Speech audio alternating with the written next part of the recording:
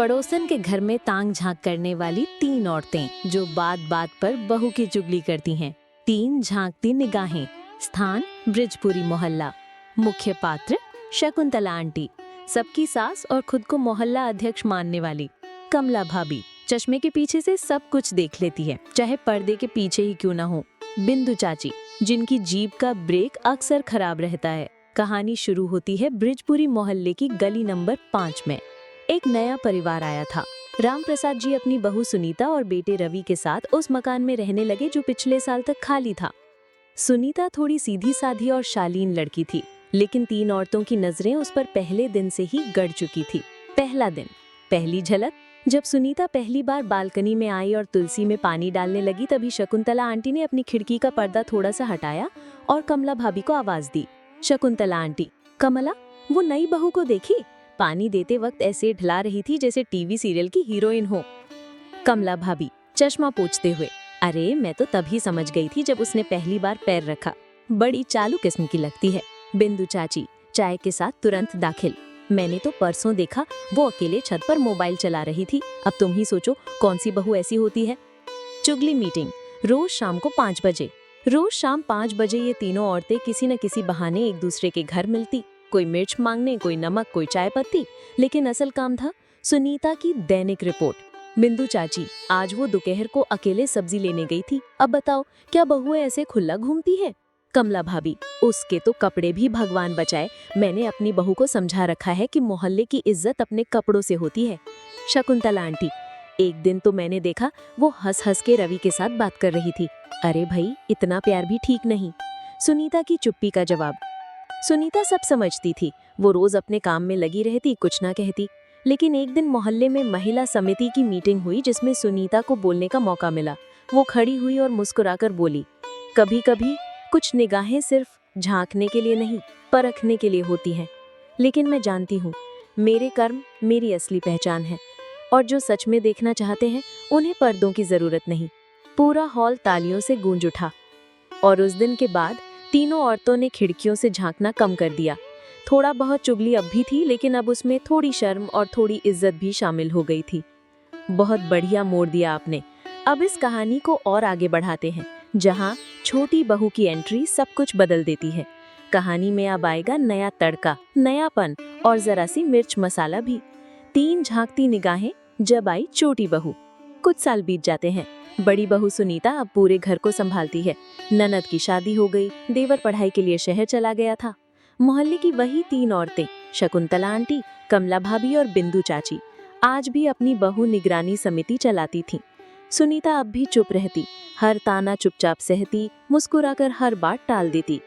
फिर एक दिन शहर से लौटता है छोटा बेटा अमित, लेकिन अकेला नहीं आता। उसके साथ आती है एक तेज तर्रार, मॉडर्न सी दिखने वाली लड़की नेहा, उसकी पत्नी। दुल्हन बनकर पर्पल गाउन में, हाई हील्स पहनकर, खोले बालों में, हाथ में ब्रेसलेट और होठों पर मुस्कान लिए माँ यानी सासू माँ का मुंह खुला का खुला रह जाता है। सास हैरान होकर, अरे ये तो बिना साड़ी के और गहने भी नहीं पहने। बड़ी बहू सुनीता मुस्कुराकर सब ठीक करने में लग जाती है। मां जी, आजकल नए जमाने की लड़कियां अलग तरह से सजती हैं। तीनों चुगलखोर तैयार। अगली ही सुबह मोहल्ले में गुपचुप बैठक होती है। वही तीनों पक्की सहेलियां। शकुंतला आंटी, अरे ये क्या बेहुदा अंदाज है बहू का, ऐसे कपड़े पहनकर तो हमारे जमाने में कोई चाय भी ना पिलाता। कमला भाभी, मैंने देखा वो मोहल्ले में बिना दुपट्टा घूम रही थी। सुनीता से भी 2 कदम आगे निकली है। बिंदु चाची चाय के साथ, और सुनो, मैंने तो अपने कानों से सुना वो अपनी सास को नाम से बुलाती है। माया जी बोलती है, माँ नहीं। अब होता है असली तड़का, जब छोटी बहू ने मोर्चा संभाला। एक दोपहर को मोहल्ले में सब औरतें बैठी होती हैं। नेहा बाहर चाय लेकर आती है और जैसे ही पीठ घुमाती है, पीछे से ताने शुरू। बिंदु चाची, नई बहू तो बड़ी चालू है रे, हाय देखो कैसी आंखें घुमा के देखती है। नेहा ने पीछे मुड़कर सुन लिया था। वो मुस्कुराई, लेकिन इस बार सुनीता की तरह चुप नहीं रही। नेहा सामने आकर बोली, चाची आपको शिकायत है तो सामने बोलिए ना, पीछे पीछे क्यों चलती है आपकी हिम्मत? और रही बात कपड़ों की, तो जब आप लोग अपनी बहुओं के लिए संस्कार की पैमाइश करती हैं, तब खुद की जबान को भी कभी तौलिए। तीनों औरतें सन रह गई। मोहल्ले में पहली बार किसी ने उन्हें खुलकर जवाब दिया था। बड़ी बहू की आंखों में चमक। सुनीता ने पहली बार राहत की सांस ली। वो मुस्कुराई, उसे अब अकेले ताने नहीं सुनने थे। एक नई बहू थी जो जवाब देना जानती थी। अगले दिन की बैठक थोड़ी फीकी, थोड़ी मीठी। तीनों औरतें फिर मिली, लेकिन इस बार चुगली के सुर धीमे थे। कमला भाभी धीरे से, नेहा थोड़ी तेज है लेकिन दिल की बुरी नहीं लगती। शकुंतला आंटी, कम से कम मुंह पर बोलती है, पीठ पीछे नहीं। बिंदु चाची, अब सुनीता और नेहा दोनों घर संभालेंगी, बढ़िया है। अंत। लेकिन पूरी कहानी नहीं। अब उस मोहल्ले की हवा थोड़ी बदल चुकी थी। अब सुनीता अकेली नहीं थी, अब उसके साथ थी एक छोटी बहू जो जबान से चुप नहीं थी पर दिल से साफ थी। और तीनों औरतें, अब वो झांकती तो थी पर अब डर कर भी देखती थी। बहुत बढ़िया। अब हम इस कहानी को तीसरे भाग में ले चलते हैं, जहां छोटी बहू यानी नेहा न सिर्फ मोहल्ले की चुगलखोर आंटियों का मुंह बंद करती है, बल्कि पूरे मोहल्ले की महिलाओं को एक नई दिशा देती है। 3 झांकती निगाहें, बहू बनी नारी शक्ति की मिसाल।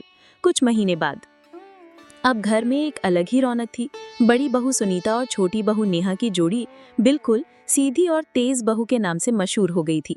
सुनीता पहले से ज्यादा खुश रहने लगी थी और मोहल्ले की औरतें भी अब कुछ सोच समझकर बोलने लगी थी। लेकिन अब मोहल्ले में एक नई समस्या खड़ी हो गई थी। मोहल्ले की लड़कियों को स्कूल भेजना बंद। कई घरों में बेटियों को स्कूल भेजना बंद कर दिया गया था। कुछ माँओं का कहना था, अब क्या जरूरत है पढ़ाई की, शादी तो करनी ही है। नेहा को ये बात चुभ गई। वो चुप नहीं बैठी। उसने बड़ी बहू सुनीता से बात की और दोनों ने एक महिला जागरूकता अभियान शुरू करने का फैसला किया। नारी शक्ति सप्ताह का आयोजन। नेहा ने मोहल्ले की महिलाओं के लिए एक छोटा सा कार्यक्रम रखा। कुछ ने मना कर दिया, लेकिन धीरे धीरे एक एक कर सब आ गईं। चुगलखोर तिकड़ी भी आई, शकुंतला आंटी, कमला भाभी और बिंदु चाची। लेकिन इस बार सिर ऊंचा नहीं, थोड़ा झुका हुआ था। नेहा मंच पर गई और बोली, मैं यहाँ किसी की बुराई करने नहीं आई। मैं यहाँ हूँ क्योंकि मैं चाहती हूँ कि आपकी बेटियां सिर्फ रसोई तक सीमित ना रहें। क्योंकि मैं जानती हूँ, अगर सुनीता भाभी जैसी महिलाएं बोलती नहीं तो आज मैं अकेली होती, और अगर मैं चुप रहती तो आज आप सभी यही सोचते कि बहू को सहना चाहिए, कहना नहीं। लेकिन अब वक्त बदल चुका है। बहुएं सिर्फ घर नहीं, समाज भी चला सकती हैं। तालियों की गूंज और आंटियों की आंखों में नमी। तीनों आंटियों की आंखों में पहली बार अहम की जगह आभार था। शकुंतला आंटी धीरे से, हमसे गलती हुई। हमने बहुओं को हमेशा मुकाबला समझा, मदद नहीं। कमला भाभी, नेहा जैसी बहुएं हमारी बेटियों को आगे बढ़ने की राह दिखा सकती हैं। बिंदु चाची हंसते हुए, अब से हम भी चुगली नहीं, चर्चा करेंगे अच्छे कामों की। दृश्य, मोहल्ले की तस्वीर बदल गई। अब मोहल्ले की लड़कियां स्कूल जाने लगी थी। महिलाओं के लिए सिलाई, कंप्यूटर और हेयर सेमिनार शुरू हुए। सुनीता और नेहा दोनों मिलकर हर आयोजन में आगी थीं। तीनों पुरानी झांकने वाली आंटियां अब मंच संभालने वाली आंटियां बन गई थीं। कहानी का संदेश, कभी कभी बहू चुप रहकर घर बचाती है और कभी बोलकर पूरे मोहल्ले को बदल देती है। घर के अंदर की दरार। नेहा और सुनीता ने मिलकर मोहल्ले की तस्वीर बदल दी। महिला केंद्र अब मान्यता प्राप्त संस्था है। लड़कियां स्कूल जाती हैं और तीनों पुरानी आंटियां अब बदलाव की समर्थक हैं। नेहा को शहर की महिला विकास समिति में शामिल किया गया है। नई चुनौती, घर की दीवारें बोलने लगी। अब जब नेहा का नाम मोहल्ले में ही नहीं बाहर भी फैलने लगा, रवि, बड़े बेटे और उसके पिता रामप्रसाद जी को ये बात हजम नहीं हो रही थी। रामप्रसाद जी, हमारे घर की बहुएं अब हर जगह नाम कमाएंगी और हम? रवि गुस्से में, सुनीता अब हर काम नेहा के इशारे पर करती है। लगता है घर की बड़ी बहू मैं नहीं, वो बन गई है।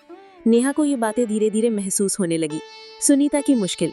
सुनीता, जो अब तक चुपचाप सब सहती आई थी, इस बार दोराहे पर थी। एक तरफ उसका पति जिसने उसे अब तक अनदेखा किया, दूसरी ओर उसकी छोटी बहन जैसी नेहा जिसने उसे पहचान दी। सुनीता नेहा से, कभी कभी औरत को अपने ही घर में सबसे ज्यादा लड़ाई लड़नी पड़ती है। नेहा पर लगा आरोप। एक दिन मोहल्ले में अफवाह फैलाई गई कि नेहा ने महिला केंद्र में पैसे का गलत इस्तेमाल किया है। मोहल्ले का ही एक आदमी जो नेहा की तरक्की से जलता था, उसने शिकायत दर्ज करवाई। तीनों पुरानी आंटियां फिर से दुविधा में आ गई। शकुंतला आंटी, नेहा जैसी बहू से तो हम तो प्रेरणा लेने लगे थे, कहीं सच तो नहीं?